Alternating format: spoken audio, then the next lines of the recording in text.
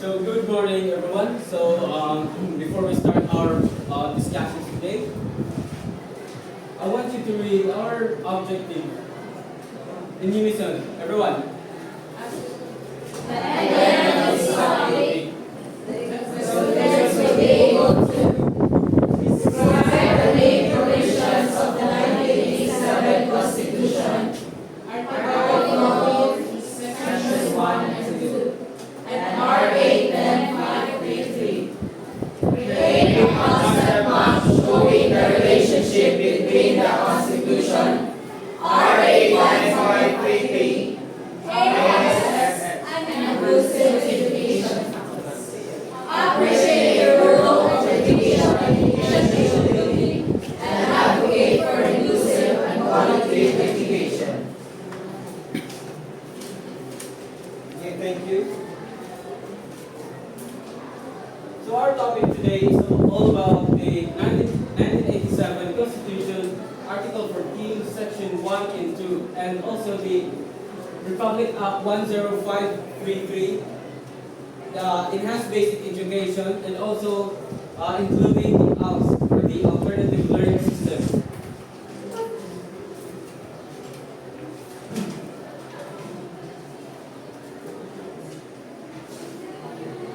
So,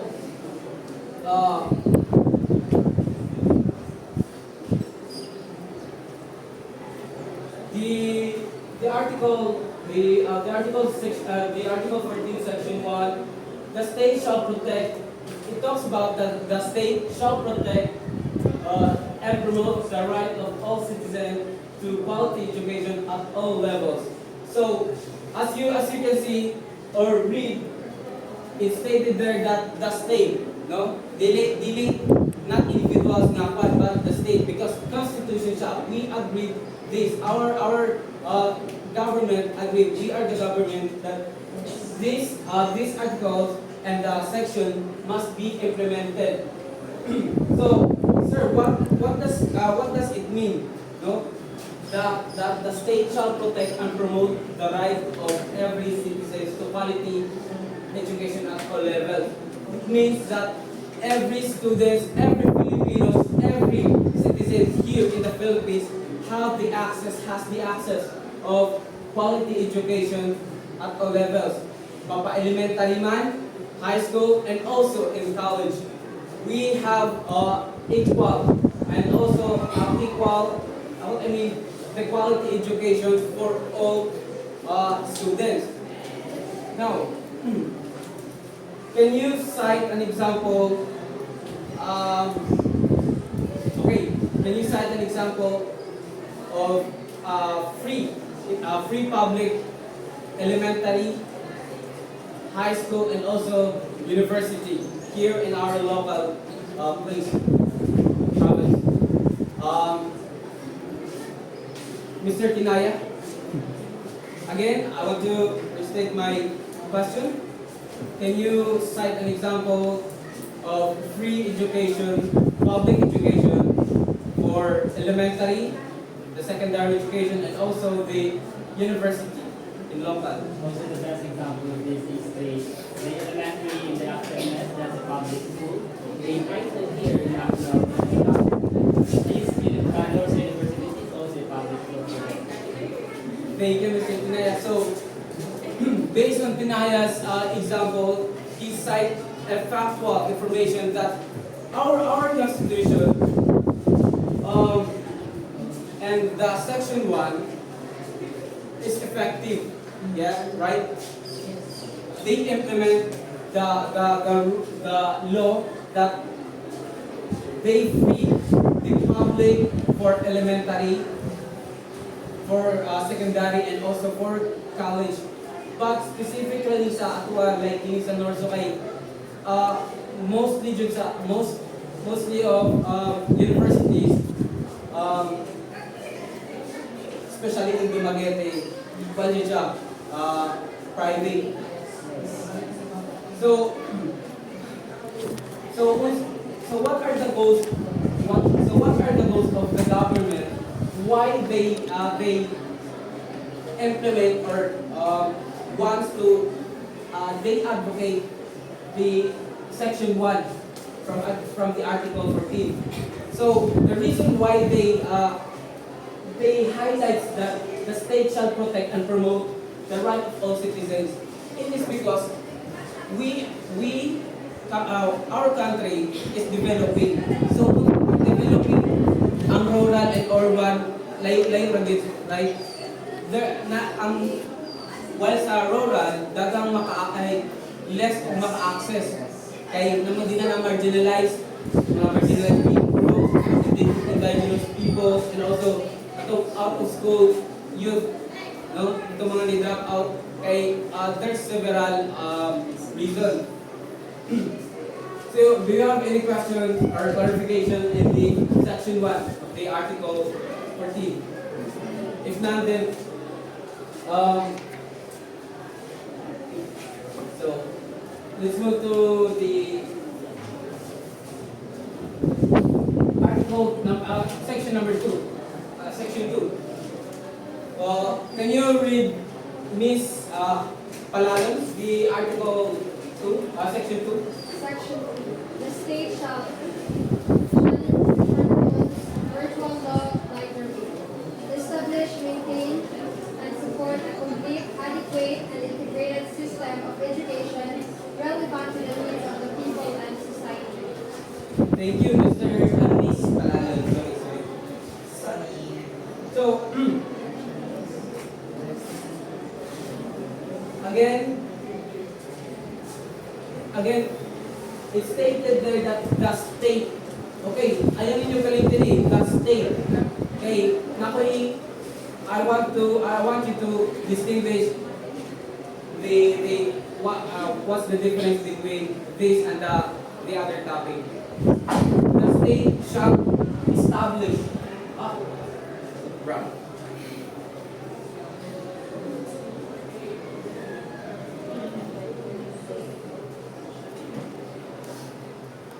Wait.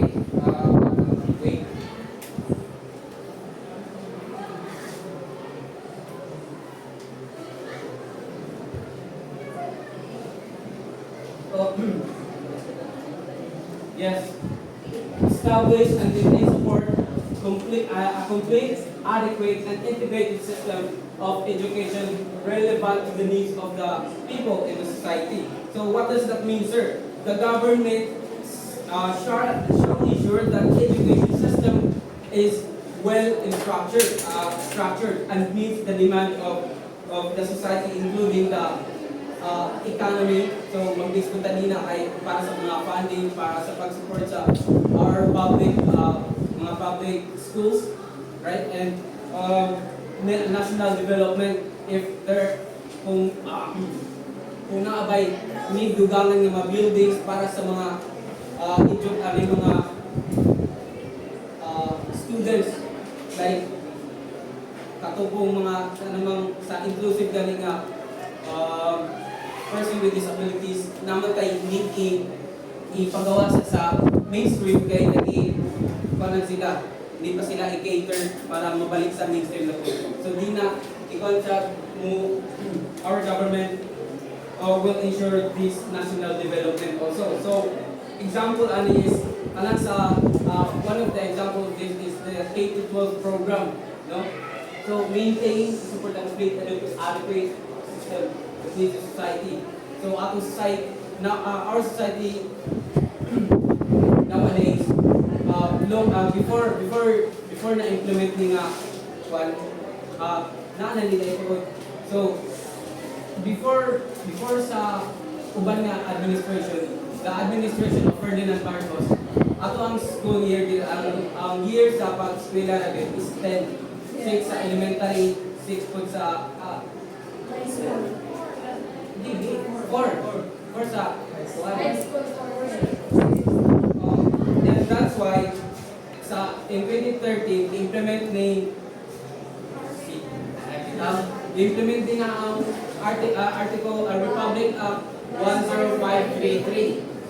Okay, nga nagugangan og 2 another years ang high school. Nasa siya second senior high. No?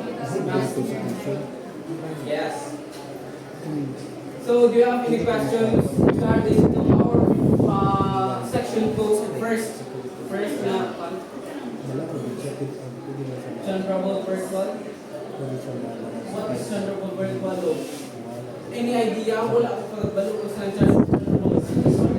Possible source, guys siya. Sorry, guys. Addition ba? I mean, again, the constitution must, ang atong constitution, mauna siya ato ang guide sa kampana tonto na to.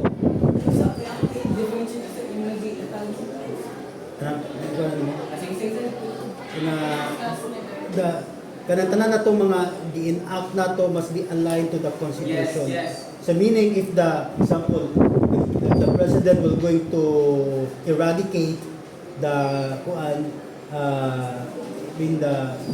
kanang inclusive education, di siya pwede. Nga naman, tungod naaman siya sa ato ang constitution. Yes. The constitution, the rigmarole of the constitution must be adhered to the states. Thank you, Sir Taylor. So, let's move to the other point for section 2, the other topic. So,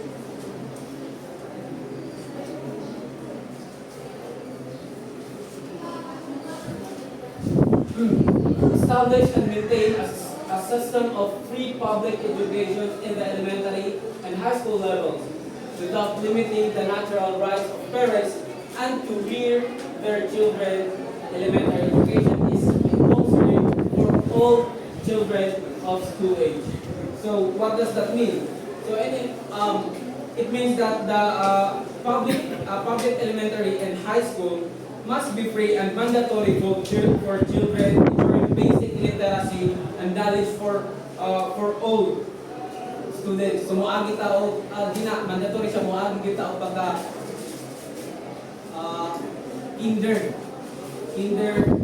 para ma-cater atong basic knowledge matagan pag another information. Thank you, ma'am. Kulanag, and para mas strong atong foundation sa knowledge, di na tayo iayo o mold from kinder to high school. So example dire nga ang atong sa Department of Education naadi na ng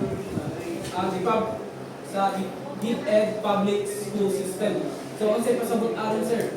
Free tuition kay public man. Iingon din free public education in elementary and high school. So wala bayaran, and also napod ang natural rights sa parents nga mo speak out kung sa ila gustong ipaabot sa educator or sa principals kung naay PTA. Yes, PTA. And also, it's supported by the Republic Act 9155, the Government of Basic Education Act of 2001. And one of example of these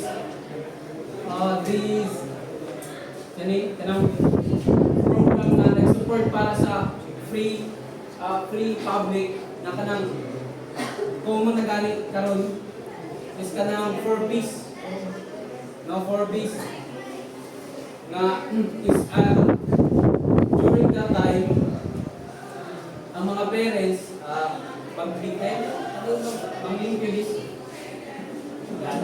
brigada mandatory sila magbrigada kay government mismo ang nag-support sa ilang anak ko nga pagkabalon.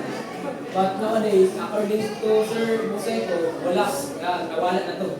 So, number 3, establish and maintain a system of scholarship grants, student loan programs, subsidies, and other incentives which shall be available to serving students in both public and private schools, especially to underprivileged.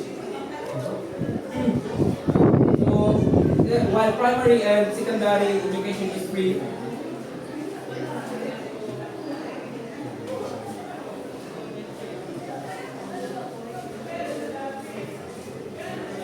is free. scholarship, and financial aid for those qualified based on academic performance or financial need. So, atong example din na is one and only Rabani, si Mr. Montes, basta siya sa ato ang Ched Scholar. Asas Montes. Okay. Same sir, basta siya sa ato ang example sa Ched Scholar. So, sa Ched, Division of Education ng anak. Yes, scholar na talan. Pero ako ngayon, specific na Ched. Scholar na talan, kita nasa Norso. So do you have any question regarding this one? Topic? Wala? None? Thank you. So, number 4, encourage non-formal and informal indigenous learning system as well as self-learning, independent, and out-of-school study programs, particularly those that respond to community needs. So, sir, what does that mean, sir? The government must support education outside the traditional schools. So, dili nga ni siya, dili bang nakasanayin na nagod sa formal siya ba? Diba na hindi ingon, non-formal. So, example ani is TESDA, ALS. Muna siya yung mga non-formal. Pwede ninyo ma-research din na, hindi magod, kusap-kus ko na is ka ng atong school at years sa pag-specialize lang mga sa ato years. Yes, 9 na. Depende lang sa imong answer. Yes. Unay. Yes. Ang sa TESDA.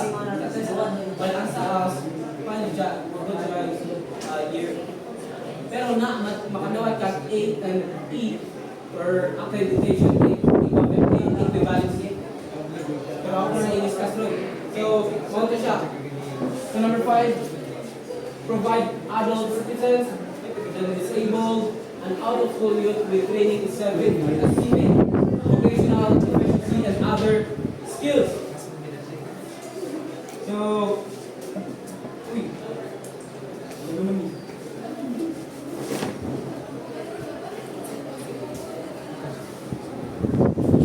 the government must support financially aid.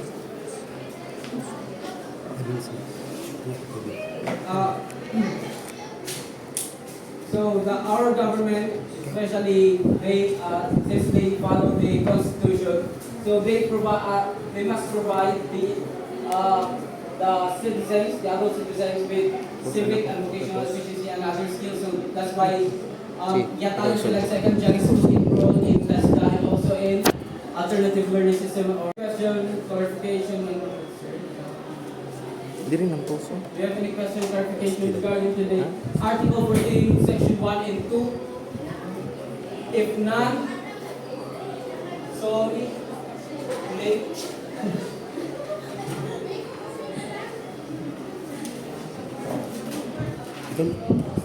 Thank you. Graduate. Ikaw, story. Padahal mo ka? Asa dito? Kani? Meron mo na kayo direct. Sagot ko kayo.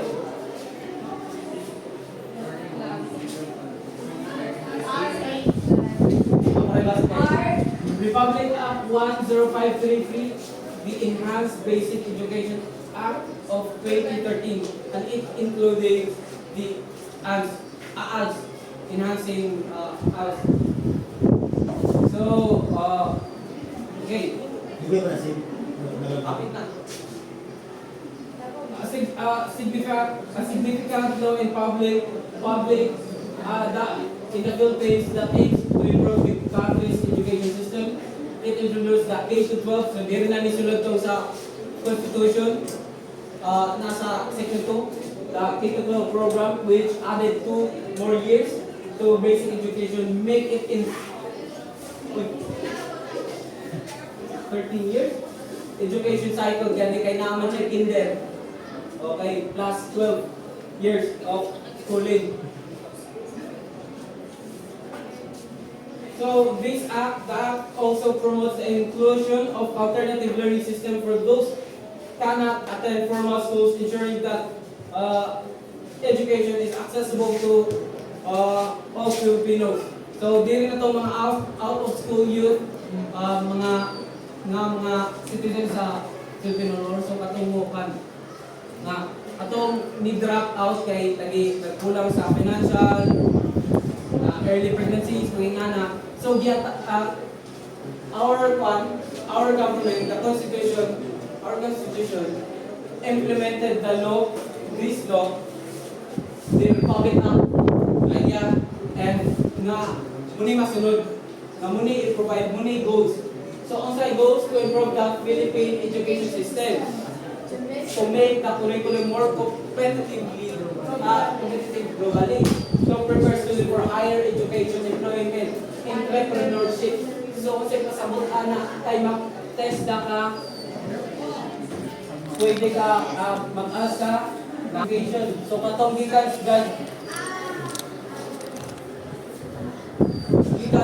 out of school, tas graduate sa us, na sila might offer for higher education and employment. Kung mo stop sila after sa pag-graduate sa us, na sila access, na sila certificate, diploma nga katumbas sa atoang elementary, nga natay diploma na high school. Yes, na siya. Grade 10. Grade 10 daw ka na sa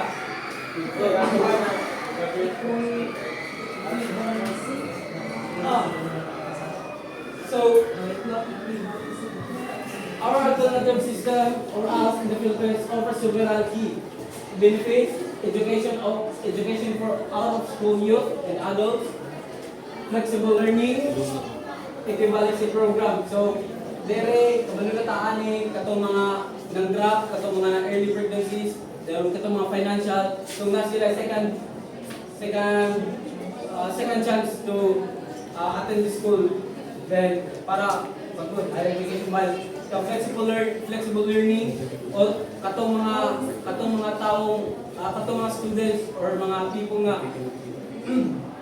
who wants to